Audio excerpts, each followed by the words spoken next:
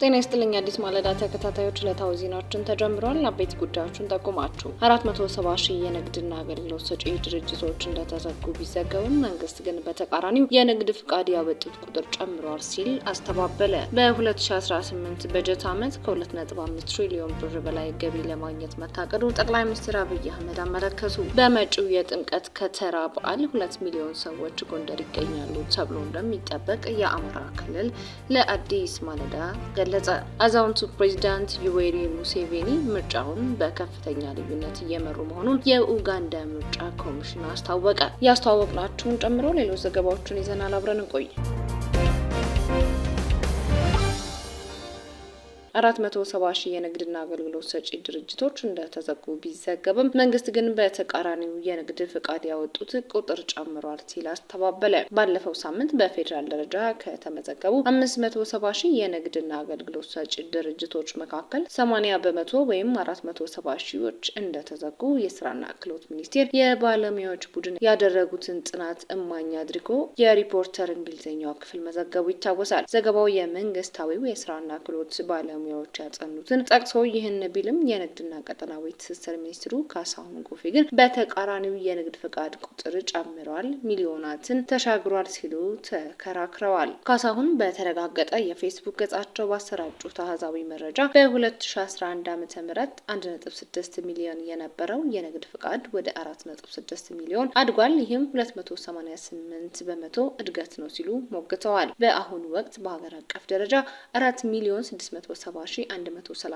በስራ ላይ ያሉ የንግድ ድርጅቶች ወይም አክቲቭ ቢዝነስ የንግድ ፈቃድ አውጥተው በህጋዊ መንገድ እየሰሩ ይገኛሉ የሚሉት ሚኒስትሩ በበጀት ዓመቱ 6 ወራት ብቻ 371,818 አዳዲስ ነጋዴዎች አዲስ የንግድ ፈቃድ አውጥተው ወደ ስራ ገብተዋል ብለዋል።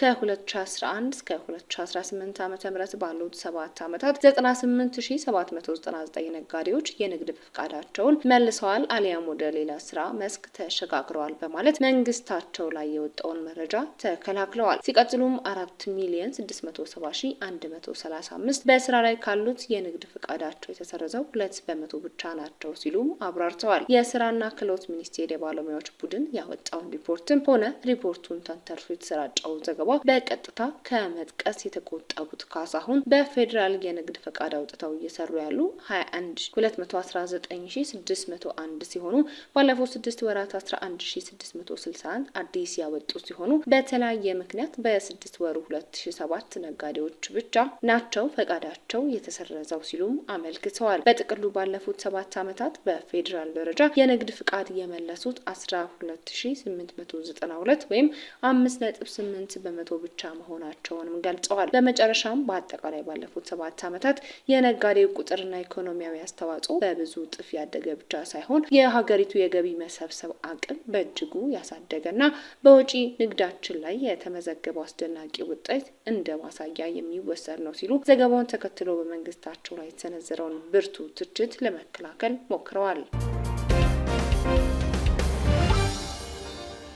በ2018 በጀት ዓመት ከ2.5 ትሪሊዮን ብር በላይ ገቢ ለማግኘት መታቀዱን ጠቅላይ ሚኒስትር አብይ አህመድ አመለከቱ። ጠቅላይ ሚኒስትሩ ይህንን ያሉት የፋይናንስ ምርጫ ጉባኤ ላይ በመገኘት በኢትዮጵያ ባለፉት 5 ዓመታት የተከናወኑ የማክሮ ኢኮኖሚ ሪፎርሞች በዜጎች ተጠቃሚነት ላይ ያስገኙትን ውጤት በገለጹበት መድረክ ነው። ጠቅላይ ሚኒስትሩ በመድረኩ እንደተናገሩት ኢትዮጵያ በታክስ ገቢ በ6 ወራት ብቻ 709 ቢሊዮን ብር ማስገባት እንደቻለች ገልጸው ይህን ገቢ ከለውጡ ካሉት ጊዜ በፊት ከነበረው 6 ዓመታት ጋር ሲነጻጸር ከፍተኛ ብልጫ አለው። ከለውጡ በፊት በነበሩ 6 ዓመታት ኢትዮጵያ ያስገባችው ገቢ 595 ቢሊዮን እንደነበረ አስታውሰው ሀገሪቱ ከ6 ዓመት ገቢ ይልቅ የ6 ወራት ገቢዋ እንደሚበልጥም አስረድተዋል። አያይዘው የ2018 በጀት ዓመታዊ ገቢ ከፌዴራል 1.5 ትሪሊዮን ከክልሎች ደግሞ 1 ትሪሊዮን በአጠቃላይ 2.5 ትሪሊዮን ብር ገቢ ለማግኘት እቅድ መያዙን አመልክተው ይህም ገቢ የሀገሪቱን ወጪ ከመሸፈን አኳያ ከፍተኛ ጥቅም አለው ሲሉ ተደምጠዋል። ገቢዎችን ብንወስድ ኦቶሜት ማድረግ በመቻላቸው የታክስ ቤዝ ማስፋት በመቻላቸው ባለፉት 6 ወራት 709 ቢሊዮን ብር አስገባን ሲሉ ከለውጡ በፊት የነበረውን 6 ወር አይደለም 6 ዓመት ብንደምር የ6 ዓመት የኢትዮጵያ ገቢ 595 ቢሊዮን ነበር። ከ6 ዓመቱ ገቢ የ6 ወሩ ገቢ በ115 ቢሊዮን ብር ይበልጣል ብቻ ሳይሆን በ115 ቢሊዮን ብር ይበልጣል። በዚህ ዓመት ግባችን በክልሎች ፕላስ ኦር ማይነስ 1 ትሪሊየን፣ በፌደራል ፕላስ ኦር ማይነስ 1.5 ትሪሊየን በድምሩ 2.5 ትሪሊየን ብር ማስገባት ብንችል ወጪያችን ለመሸፈን ከሚያግዘው ድጋፍ በተጨማሪ በኢትዮጵያ ታክስ ቱ ጂዲፒ ሬሽዮ ያለውን ውስንነት ያሻሽለዋል። ይሄ የመጣው በተቋም ሪፎርም ነው። በመጪው የጥምቀት ከተራ በዓል 2 ሚሊዮን ሰዎች ጎንደር ይገኛሉ ተብሎ እንደሚጠበቅ የአማራ ክልል ለአዲስ ማለዳ ገለጸ። መጪውን የጥምቀት ከተራ ቅድመ ዝግጅት መነሻ በማድረግ አስተያየታቸውን ለአዲስ ማለዳ የሰጡት የክልሉ ባህል ቱሪዝምና ስፖርት ቢሮ ኃላፊ አበበን ቢያለ ለቱሪዝም እድገት የሰላምና ጸጥታ ጉዳይ ቅድሚያ የሚሰጠው ጉዳይ ነው በማለት ይጀምራሉ። ሰላምን ለማረጋገጥ በክልሉ የአብይ ኮሚቴ፣ የጸጥታ ኮሚቴ፣ የሀገር ሽማግሌዎችና ሌሎችም የኮሚቴ አባላት እንደተዋቀሩም ገልጸዋል። በክልሉ የጸጥታ ችግር ተፈጠረ ማለት ክብረ በዓላቱ አይከበሩም፣ የቱሪዝም እድገቱ የሚወድቅ ይሆናል ሲሉም አብራርተዋል። አክለውም በዓሉን አስመልክቶ ወደ ክልሉ የሚገቡ ቱሪስቶች የሚያስጎበኙ ከ400 በላይ ህጋዊ ሰውነት ያላቸው አስጎብኚዎች እንደተዘጋጁም ገልጸዋል። የጥምቀት በዓል በሁሉም የአማራ ክልል አካባቢዎች በድምቀት የሚከበር ቢሆንም በልዩ ሁኔታ ደግሞ በጎንደር፣ ባህር ዳር በድምቀት ይከበራሉ። እነዚህ ክብረ በዓላት ለማድመቅ ኮሚቴዎች በቢሮው በአማራ ክልል ባህል ቱሪዝምና ስፖርት ቢሮ በኩል እስከ ታች ዞንና ወረዳ ድረስ አብይ ኮሚቴና ንዑሳን ኮሚቴዎች ተቋቁመው ስራ ሰራን የቆየ። እንግዶች ወደ ክልሉ ሲመጡ የመጀመሪያው በጥሩ ሁኔታ ሊቀበል የሚችል አስጎብኝ ስለሚያስፈልግ በአማራ ክልል ከ400 በላይ የሆኑ ህጋዊ ሰርቲፋይድ የሆኑ አስጎብኚዎች ማህበራት አሉ። የቱሪዝም አጠቃላይ ቱሪዝም ያው ሰላም ይፈልጋል። ቱሪዝም በባህሪው በእንቅስቃሴ ላይ የተመሰረተ የስራ ዘርፍ ስለሆነ ከቦታው ተነስቶ ከሚኖርበት ቦታ ተነስቶ ራቅ ወዳለ ቦታ ሄዶ ከ24 ሰዓት እስከ 1 ዓመት የሚቆይ ከሆነ ነው እንግዲህ ቱሪስት የሚባልና በባህሪው በእንቅስቃሴ ላይ የተመሰረተ ስለሆነ ሰላም ለቱሪዝም መሰረቱ ነው ማለት ነው። ሰላም የቱሪዝም ፓስፖርት ነው ይባላል። ይህን ሰላም ደግሞ ለማረጋገጥ እነዚህ ክብረ በዓላት ህዝብ በዓላቸው ባለቤቱ ህዝብ ነው። ህዝብ ስለሆነ እነዚህን ክብረ በዓላት በአደባባይ ህብረተሰቡ ነው ተሰብስቦ የሚያከብራቸው። ስለዚህ እነዚህን ክብረ በዓላት ለማክበር ደግሞ ሰላም አስፈላጊ ስለሆነ የአብይ ኮሚቴ ያለ በየደረጃው ከአብይ ኮሚቴ ስር ደግሞ ንዑሳን ኮሚቴዎች አሉ። ከንዑሳን ኮሚቴዎች መካከል ጸጥታ ንዑስ ኮሚቴ ይባላል።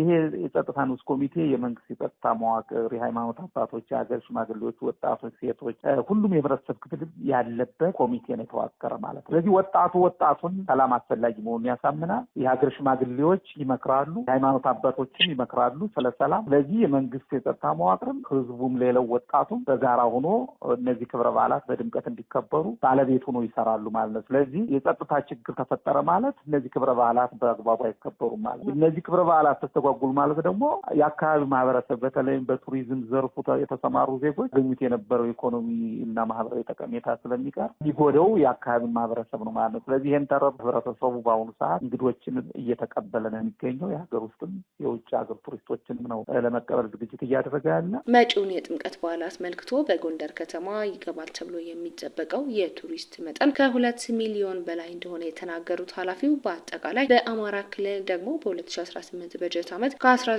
ሚሊዮን በላይ የሀገር ውስጥና የውጭ ጎብኚዎች እንደሚጠበቁ አስረድተዋል። ከገቢ አንጻር ደግሞ ወደ 15 ቢሊዮን ብር ገቢ ይሰባሰባል ተብሎ መታቀዱን ገልጸው ለዚህ ሁሉ ግን ሰላምና ጸጥታ ወሳኝ ነው ባይ ናቸው። በክልሉ ካለፈው ዓመት አኳያ ያለው የቱሪስት እንቅስቃሴ እየተሻሻለ ቢሆንም ከዚህ በላይ ለመስራት የክልሉ ሰላም መረጋገጥ አስፈላጊ መሆኑን አመላክተዋል። በጎንደር ከ2 ሚሊዮን በላይ ጎብኚዎች ይገባሉ ብሎ የጎንደር ከተማ አስተዳደር አቅዶ እየሰራ ነው ያለ። በአማራ ክልል በጠቅላላ ደግሞ በ2018 በጀት ዓመት ከ19 ሚሊዮን በላይ የውጭ ሀገርና የውስጥ ሀገር ቱሪስቶች ይጎበኛሉ ተብሎ ይታሰባል። ከነዚህ ከ19 ሚሊዮን ቱሪስቶች ውስጥ ወደ 15 ቢሊዮን ብር ገቢ ይገኛል ተብሎ ይታሰባል በ2018 በጀት ዓመት። ስለዚህ ብዙዎቹ ቱሪስቶች ደግሞ በእነዚህ ክብረ በዓላት የሚገኝ ቱሪስትና ገቢ ስለሆነ ጥርን ወር በሙሉ የሚከበሩ በዓላትን በአግባቡ ማክበር ይጠበቃል። አሁን አማራ ክልል ያለው ሰላም መሻሻል እያሳየነ ነው ያለ። የሀገር ውስጥም የውጭ ቱሪስቶችም እየመጡ በአግባቡ እየመጡ ያሉበት ሁኔታ ነው ያለ። አሁን ጎንደርም ባህር ዳርም ብዙ የውጭ ሀገር ቱሪስቶች አሉ። እነዚህ የውጭ ሀገር ቱሪስቶች ባህር ዳር መጡ ማለት ጎንደር ይሄዳሉ፣ ላሊበላ ይሄዳሉ፣ ሰሜን ብሔራዊ ፓርክ ይሄዳሉ፣ ጭስ አባይ ይሄዳሉ፣ ሌሎችም። ስለዚህ እነዚህ ጎብኚዎች ሲንቀሳቀሱ በእያንዳንዱ አካባቢ እንግዶችን ለመቀበል የሚያስችል ሁሉም ሰላሙን ለመጠበቅ ሰዎች ሲመጡ ጥቅም እንዳለ ያውቃል ማህበረሰቡ። በነገራችን ላይ ማለት ነው በቱሪዝሙ ሲቀዛቀዝ ምን ያህል የኢኮኖሚ ጉዳት የደረሰባቸው የማህበረሰብ ክፍሎች እንዳሉ ይታወቃል። እነዚህን ክብረ በዓላት መሰረት ተደርጎ አጠቃላይ የቱሪዝም እንቅስቃሴው እንዲያድግ እንዲፋጠን ነው የሚፈለግና በአሁኑ ሰዓት ህብረተሰቡ ራሱ ባለቤት ሆኖ ለመስራት ጥረት እያደረገ ነው ያለ። በአዲስ አበባ ሰሚት 20 ሜትር በተነሳው የእሳት አደጋ በሰው ህይወት ላይ ምንም አይነት አደጋ ለመድረሱን የከተማ አስተዳደሩ ለአዲስ ማለዳ ገለጸ። እሳቱ በአራተኛ ወለል ላይ የተነሳ ቢሆንም አደጋውን ሙሉ ለሙሉ ለመቆጣጠር እንደተቻለ የአዲስ አበባ አደጋ ስጋት ስራ አመራር ኮሚሽን አስታውቋል። በአዲስ አበባ ሰሚት ፍየል ቤት 20 ሜትር አጆራ እየተባለ በሚጠራው አካባቢ በጋራ መኖሪያ ህንጻ ላይ ምክንያቱ ባልታወቀ ምክንያት በተነሳው የእሳት አደጋ ምክንያት በሰው ህይወት ላይ ምንም አይነት አደጋና ጉዳት እንዳልደረሰ የአዲስ አበባ እሳት አደጋ ኮሚሽነር አህመድ መሐመድ ለአዲስ ማለዳ ነግረዋታል። በንብረት ላይ የደረሰ ጉዳት አለ ወይ ስትል አዲስ ማለዳ ለኮሚሽነሩ ጥያቄ ያነሳች ቢሆንም የኮሚሽኑ ኮሚሽነር እንደገለጹት አሁን ደርሶኛል ባሉት መረጃ መሰረት በሰው ህይወት ላይ ምንም አይነት ጉዳት አልደረሰም። አደጋው የተከሰተው በህንጻው 4ኛ ፎቅ ላይ እንደሆነና እሳቱ ወደ ሌሎች የህንጻው ፎቆች ላይ እንዳልተዳረሰ የደረሳቸው ደራሽ ሪፖርት እንደሚያመላክት ነው የሚናገሩት። በተጨማሪም በንብረት ላይ ምን አይነትና ምን ያህል ጉዳት ደረሰ እንዲሁም የአደጋው መነሻ ምክንያት ምንድነው የሚለው መረጃ ገና እየተጣራ መሆኑን ነው የገለጹት። ቁጥጥር ተደርጎበታል። ቃጠሎ 4ኛ ፎቅ ላይ ነው የተነሳው እና እዛው 4ኛ ፎቅ ላይ ያለውን ነው እዛው ላይ ያለ ነው የተቆጣጠሩት። ወደ ሌላ ሰፈር አልሄደም። ወደታችም ወደ 231ም አልሄደም። እዛው ላይ ነው ቁጥጥር የተደረገበት። ደራሽ ሪፖርት የደረሰኝ መነሻው እዛ አካባቢ ብቻ የሰው ህይወት የተጎዳም የቆሰለም የለም የሚለውን ነው እና ደራሽ ሪፖርቱ ገና ተጠናክሮ ነው የሚደርሰኝ። እዛው 4ኛ ላይ ያለ እንግዲህ ያው እንትን የተቃጠለ የቤት ዕቃ ምናምን ሊኖር ይችላል። አላውቅም። አሁን ኢንፎርሜሽን የለኝም። የሰው ህይወት በሰው አካልና ህይወት ላይ የደረሰ ጉዳት አለ የለም የሚለውን ነገር ሌላው ተጠናክሮ ስለሚመጣ አሁን ባለው ሁኔታ በሰው አካል ላይ የደረሰ ጉዳት፣ በሰው ህይወት ላይ የደረሰ ጉዳት የለም። 4ኛ ፎቅ ላይ ነው ቃጠሎ የተነሳው። በምን ምክንያት ነው ገና እያጠኑት ነው ቦታው ላይ ያሉ ሰዎች። ምን ንብረት እዛ 4ኛ ፎቅ ላይ ምን ንብረት ወደመ እሱንም በደራሽ አጥንተው ነው እንትን የሚሉት። እሳቱ ሙሉ በሙሉ በቁጥጥር ስር ነው። አዛውንቱ ፕሬዚዳንት ዩዌሪ ሙሴቬኒ ምርጫውን በከፍተኛ ልዩነት እየመሩ መሆኑን የኡጋንዳ ምርጫ ኮሚሽን አስታወቀ። በኡጋንዳ የዘገባ እስከተጠናከረበት ጊዜ ድረስ ከግማሽ በላይ የምርጫ ጣቢያዎች ላይ ቆጠራ እየተካሄደ ሲሆን ሙሴቬኒም 76.25 በመቶ ድምጽ በማግኘት እየመሩ መሆኑን ኮሚሽኑ ይፋ አድርጓል። ኡጋንዳ እንደ አውሮፓውያኖች አቆጣጠር ከ1986 ጀምሮ ለ40 ዓመታት እየመሩ የሚገኙት ዩዌሪ ሙሴቬኒ ከፍተኛውን ድምጽ ያገኙ መሆናቸው ሲነገር ዋነኛ ተፎካካሪያቸው ቦቢ ዋይን ደግሞ 19.85 በመቶ ድምጽ አግኝተዋል። ቦቢ ዋይን ይህን ድምጽ ያገኙ እንጂ በቁም እስር ላይ ናቸው። ሁከትና ብጥብጥም ሊነሳ ይችላል የሚል ስጋት መፈጠሩን አልጀዚራ ዘግቧል። ከሁለት ዋነኛ ተፎካካሪዎች ውጭ ያለውን ድምጽ ቀሪ 6 እጩዎች አግኝተዋል። ፕሬዚዳንቱ በትናንትናው ዕለት ድምጻቸውን ሲሰጡ ምንም አይነት ማጭበርበር ካልተፈጸመ 80 በመቶ ያህሉ አገኛለሁ ሲሉ ተናግረው ነበር። ሙሴቬኒ ይህን ያህል ድምጽ እንደሚያገኙ ቀድሞ ቢናገሩም የኢንተርኔት አገልግሎት ግን እንዲቋረጥ አድርገው ነበር። ተቀናቃኛ ቸው ቦቢ ዋይንም በይነ መረቡ በተቋረጠበት ወቅት ከፍተኛ ማጭበርበር ተፈጽሟል ባይ ናቸው። ፓርቲያቸው ናሽናል ዩኒቲ ፕላትፎርም በኤክስ ገጹ ትናንት ሐሙስ ባሰራጨው ጽሑፍ የቦቢ ዋይን ቤት በጸጥታ ኃይሎች ተከቧል፣ በቁም ስር ላይ ይገኛል ብሎ ነበር። የፖሊስ ቃል አቀባይ ኪቱማ ሩሶክ ግን ዋይን በፖሊስ ቁጥጥር ስር ስለመሆናቸው መረጃው እንደሌላቸው ለሮይተርስ ተናግረዋል። የተባበሩት መንግስታት የሰብአዊ መብቶች ቢሮ ባለፈው ሳምንት ባወጣው መግለጫ ምርጫው የሚካሄደው በከፍተኛ አፈና ውስጥ ነው ሲል ገልጾ ነበር። ዕለታዊ ዜናችን ተጠናቋል። አዲስ ማለዳን ሰብስክራይብ፣ ላይክ እና ሼር ማድረግ አይዘንጉ። ጤና ይስጥልኝ።